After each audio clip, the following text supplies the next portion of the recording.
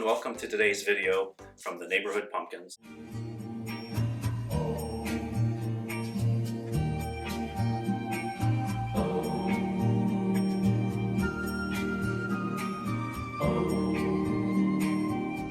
Over the course of the last few years, my wife and I have gotten very interested, shall we say, in creating decorations for Halloween. We've been craft-oriented people for years. We have day jobs, we're hobbyists, and as we've grown in this love for Halloween, I've also been very interested in learning more and more about the materials to create things. So we'll buy store-bought items, and then we'll build scenes around them. And sometimes those scenes mean you have to make some things and be creative on your own. So today I wanted to talk a little bit about spray foam. There's various spray foams that are available in the box store.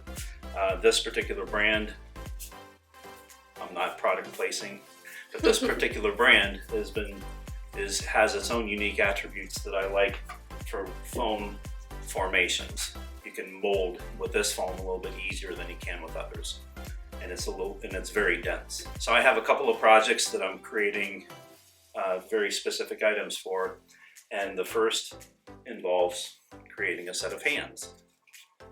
These hands are difficult to carve and get exactly right. They don't have to be perfect.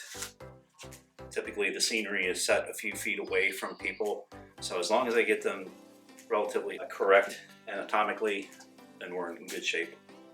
So I start off by filling a glove with the foam, and then I rip the glove apart once the foam's set, throw that in the trash. So buy cheap gloves. When the foam is set, it will come out and it'll be irregular. You'll have pockets. You'll have to sand and make grooves, creating the knuckles, the skin folds in the hand. And then I also used a little bit of hot melt glue to create the knuckles. Once in a while, you have an imperfection, and this is where the foam putty comes into play.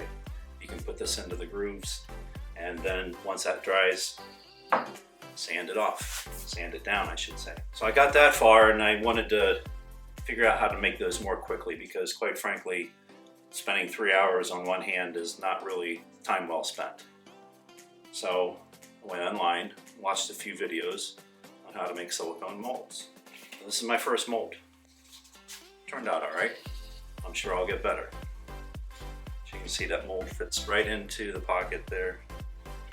So once this was formed, then I could take the mold and the spray foam and fill it up, and then I created this hand. Now this is just fresh out of the mold. I haven't doctored this up other than trimming off a little bit of the excess foam. But this is ready to start carving. My only decision at this point is, do I want to make a second mold to create the top of the hand? This mold that I made just shows the palm. Of course, you have to have a left and a right. Also, another project, I'm building a tree, and it's a tree stump.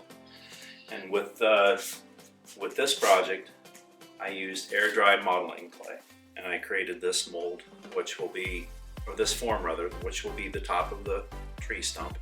And we're going to make a silicone mold with this form. So if you're going to mold something like this, number one, make it thick enough so it doesn't crack. I learned that the hard way. The second thing with the air-dry clay and also the foam is, before you mold it, go ahead and use an acrylic coating on it, so it will make it a little bit smoother, it'll make the silicone release from it a little bit easier. Also, when you pour silicone mold, you have to account for the excess that's going to slip through the cracks of the mold form. I thought I had this one wrapped up pretty tight. Came back the next morning and it was very thin in this area. So I flipped it over on the back side, and I just used some silicone that I got into it in a tube. It doesn't have to be pretty. This is not the side that's going to be shown. I did lose a little bit of detail here. So live and learn. Pour a little bit extra, don't be cheap. Even though it was a few extra dollars for the silicone, spend a little bit more and make sure you have thick enough mold. I also use spray foam to form that mold, and this is what it looks like. This particular mold is Gonna go up into the top of this tree. And this is a spooky tree that we're gonna make in another video.